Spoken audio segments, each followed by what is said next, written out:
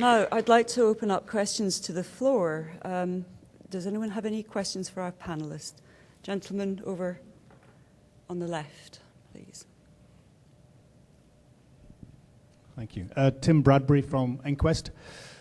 Is the panel aware of others from the UK, other than perhaps NGOs like Greenpeace, who are actually arguing in favour of the regulation? I can think of some interested parties who may benefit from the amount of revisions to procedures and standards and so forth. And who are these organisations? Is there any way we can influence them? Thank you. So are we aware of anybody who is actually in favour of this legislation? Well, speaking for Oil and Gas UK, no, we're not aware of anybody else in the UK arguing for this, apart, as you said, from the usual suspects. Kevin, did you want to add to that? I have no knowledge personally of anyone who supports it in the UK, but in our lobbying activities in the European Parliament, it's quite clear that many of the Green Party MEPs support a regulation and indeed support centralised control from Europe. So it might be the case that if there were any UK MEPs who are sympathetic to that line, that could be the case, but I must say I've not come across any so far. Okay. Nobody else? Right. The gentleman here, thank you. Phil Mitchell, BG Group. I'd like to pick up on the issue of case studies that Steve Walker brought up. My interest in that is trying to understand how the case study work that's gone on to date and the proposed review by the Health and Safety Laboratory will feed into the EU decision-making process.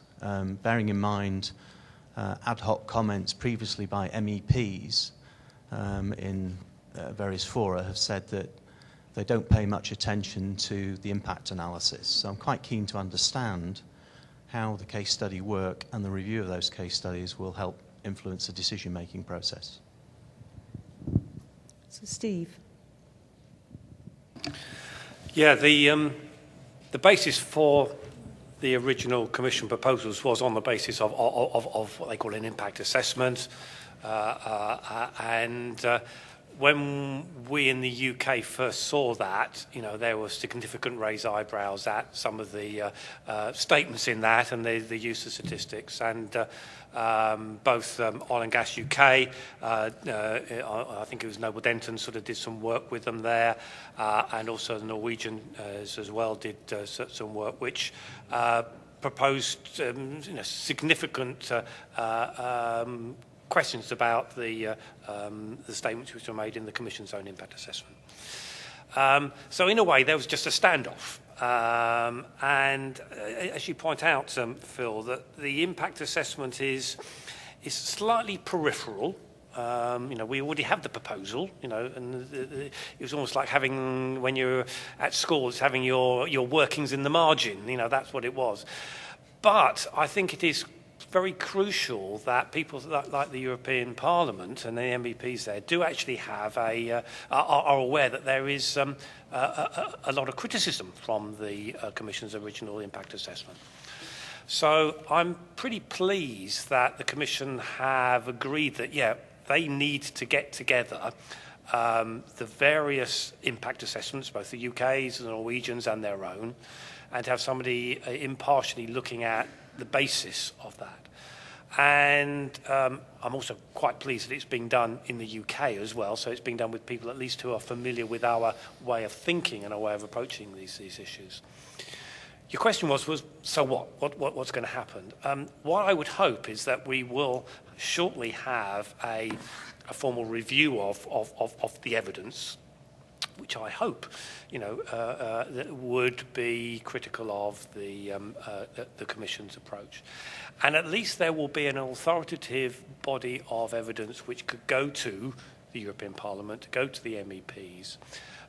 And for those of those who are interested, for those of those who are having a significant role in the European Parliament, I would hope that they'd be able to look at that and use that analysis of the evidence, and hopefully would vote accordingly. I think it will also be helpful for the politicians as well. Certainly when DEC and the UK go to the Energy Working Group, at least if we now have a review of the evidence, we can use that time and time again to question, why are you asking for this? You know, surely the evidence doesn't require that. So it is slightly peripheral, but I think it will, if we get the answers that we want, and which we're pretty confident about, it could help to be another building block in influencing people, particularly in the European Parliament. Would any of the other panellists like to add to that? Well, I'd like to actually follow on the question a bit more, because I think there were two legs to that question. There was one, the impact assessment, and I'm sorry, I'm going to be slightly, I'm going to throw a little bucket of cold water over this. I was appalled when we had the joint stakeholder meeting to see the cynical position of the Commission with regard to the impact assessment. We asked and were afforded the opportunity to talk to them about the impact assessment, but we were told from the outset that don't think that's going to change the speed of process here at all. This is, you know, this is the train that's moving forward. We'll talk to you about the impact assessment, but one got the distinct impression that wasn't going to make too much difference. It was almost treated as, well, this is a legal requirement for legislation. We have to do an impact assessment. We've done it. We're happy with it. We're not really listening anymore. And I'm afraid, as Alfred said, the discussions we've had to date with them haven't produced much listening. But I do take the point, and I think it's very helpful that we've got an independent review of that now, and hopefully that'll bring some pressure to bear. I don't have a huge deal of hope on it, but there's a glimmer of hope there. The second issue, though, is this interesting case study that has been done, which seems to prove the point that if this regulation goes ahead, then we are going to have to revoke all UK legislation that relates to this same subject. And I think the case has been made convincingly. As I said, it would be good if we could see that case and we could hear what the Commission's response to it was. Now, I don't want to put Kevin on the spot here, but he knows a bit more about this than probably anybody else in the room. So, Kevin, would you like to comment on where we are with that case study and what your thoughts about it are? Well, your last point about me knowing more about anyone else, probably Steve knows. Oh, sorry, Steve. the example we gave was the UK safety case regulations, and HSC colleagues went through them in detail, identifying what would have to be changed and repealed. And I think I can go as far as to say that verbally the Commission and their legal team have said we are right, but we've not heard anything formally back to indicate that the fact that we're right has changed their view. Steve? Yes, certainly it's, when you work with the European Commission, it can be slightly frustrating at times, and we have had the meeting with the Commission about what we see would be the consequences for the UK if we had a regulation. We feel that we won all the arguments, actually. And that particular issue is almost a legislative thing, is that if there is a regulation, we would need to repeal any UK local legislation which duplicates that. We're still in that fight with the getting a sort of formal response back from the European Commission. I know what you're saying, Malcolm, about nice to actually see that case study, see what we've actually provided with to the European Commission. We do have a little bit of difficulties with the Foreign and Commonwealth Office about giving away some of our negotiating ploys, but we'll see what we can do on that. I think on that last point, perversely, once we have had what was intended was that once the Commission responded to our case, we could then make it publicly available. But as Steve has said, it's difficult to know to what extent it has been responded to. But we'll do our best to convince our colleagues that you should see it. Some MEPs have already seen it, for example. Oh, right. Thank you very much. Yes, can I have a question from the lady in the front, please? Hello, Rona MacDonald from APITO.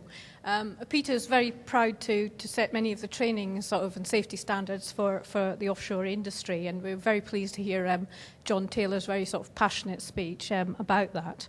However, what I really picked up from this morning's presentation was something on Steve Walker's slide, which said it's very rare for the European Commission to change the format of a proposal from a regulation to a directive.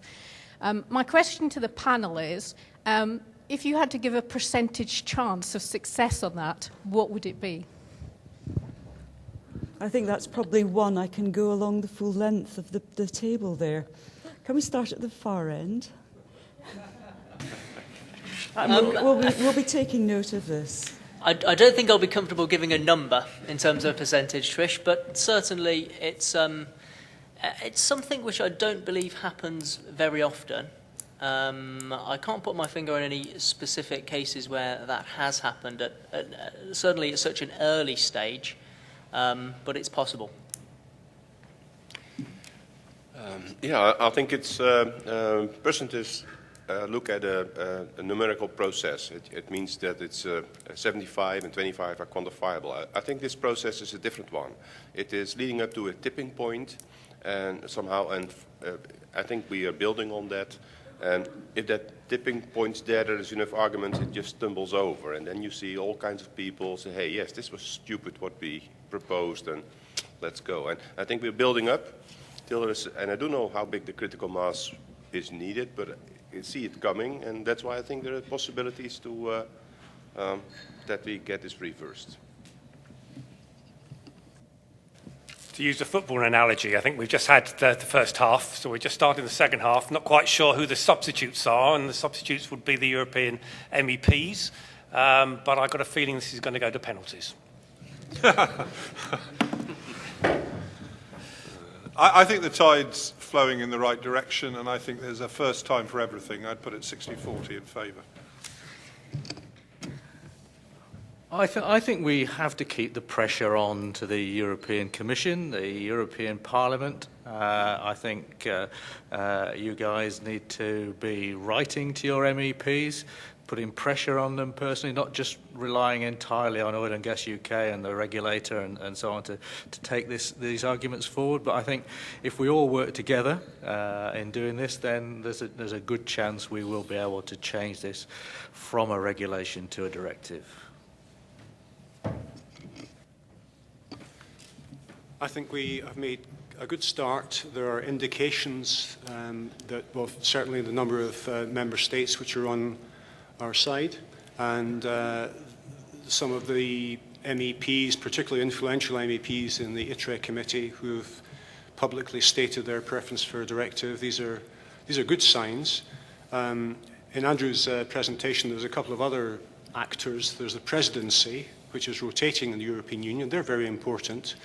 And the Polish presidency, who started this, the present Danish presidency, and the incoming Cypriot, and later on the Irish presidency, those 4 member states have all spoken in favour of a directive and against a regulation. So that's positive. On the negative side, there is joint competency in the European Parliament for this issue.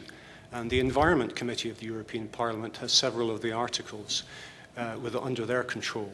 And that's a different situation. As I mentioned briefly previously, some of the Green MEPs are very much on the we must have a regulation, we must have centralised control from Brussels or use EMSA as that controlling agency. So there's work to be done there. And as I'm substituting for the Minister, I'm not going to give any numerical targets. John. I'm a trade union official and a socialist by very nature. I'm optimistic. I believe that we can't afford to lose. That's the real question, not whether we can or cannot win. It's we can't afford to lose. And if we continue along the road that we're going, if our voices continue to be joined, if our voices are heard, then I believe that we can win. What we've got to do is not just target the people who do support us, it's to target the people who oppose us. Because whether you believe in what Greenpeace believes in is immaterial. They have concerns about the environment. I honestly, genuinely do not believe that this proposal will improve the environment. And if that's how I feel, I think our job is to go out to Greenpeace and others and persuade them that it will not improve the environment. I said it before, if you want to keep the environment safe, keep the platform safe, keep the people offshore safe. If there's no explosions offshore, there's no environmental damage. Let's work with Greenpeace as well. Let's target them. Let's bring them in. Let's have discussions with them. Because I genuinely believe we cannot be allowed to fail on that. It would be our failure, everybody in this room. I think firstly it's the case for the Commission to propose regulation for offshore safety is part of the Commission strategy to move away from directive as the main vehicle for European legislation. And I think we were in a way chosen, our industry was in a way chosen as an easy target. It's a bit like the Dutch thought that the Danish was an easy game the other day. They didn't succeed. And I think that it's also interesting to observe that when both the Norwegians and the British put forward criticism of the impact assessment, we are being belittled by the Commission. I think that is a natural reaction from them. But I think it's also very important that we use the criticism of the impact assessment to approach those member states and those members of parliament for whom it is important that the Commission does things appropriately. To those who understand that the EU shouldn't regulate where it's better done by the member states. So there are, I think going back to the Dutch again, they say something about south of the river and north of the river, and you could say that the North Europeans tend to be more numerically oriented, and the south of the river tend to be more emotionally oriented. Now that's also what we've seen in the discussion with the Commission, that the more numerically oriented in the Commission have not been winning. It's the south of the river guys who have put it forward their more emotional position on this.